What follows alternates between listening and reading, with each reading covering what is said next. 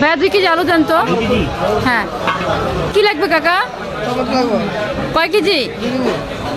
আচ্ছা uncle, copy কত করে এটা? কম দিবেন না? আচ্ছা দেন, একটা দেন, বড় সাইজ দিন। হ্যাঁ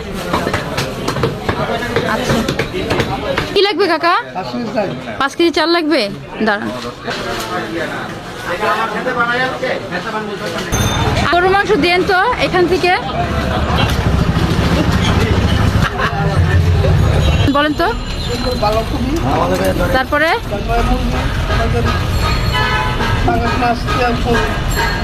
তাই নাকি? তারপরে খাসি মশলা, গরু মশলা, হ্যাঁ পোলাও চাল, তেল, বুটা মাছ, আলু। তাই